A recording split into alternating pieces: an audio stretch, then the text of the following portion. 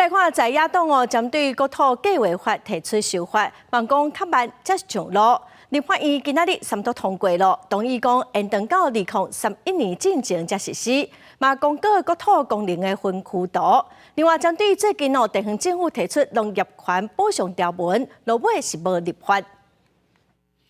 一开始就讲特别牺牲、特别补偿，婚姻馆长张丽仙针对国土计划法修法，在1月时阵呼吁要甲农业权立法，指出农民承担伤过侪牺牲，国土法上路，农地发展受限制，必须要对农地进行特别的补偿。不过，宽团批评认为这条文敢讲是要按算所有农地拢应该来大开发吗？我们等于预设了一个前提，就是台湾所有的农地都应该盖成房子，没有办法盖成房子的，他们就是损失，政府要赔钱给他们。台湾难道所有的农地都要变成房子吗？宽团批评安尼做，定会造成实际咧种植的青年农民无法度到摕到绩效合理的农地来做，将基尾造成灭农。另外，宽团嘛点名，还要提高国土功能分区图的桃园市、云林县、南投县，认为这县市恐惊会沦为农地更较破碎化的方向。更加指出，桃园市已经完成分区图，说讲要成通盘检讨，无爱提高。这些地方政府的利益考量，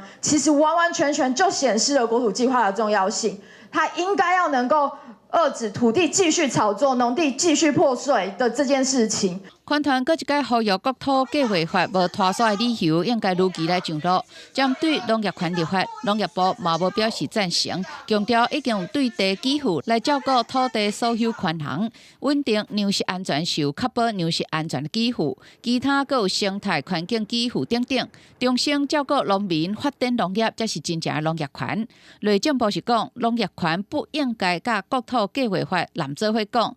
想来立法会严重迫害国土的秩序。记者林瑞平做台北报道。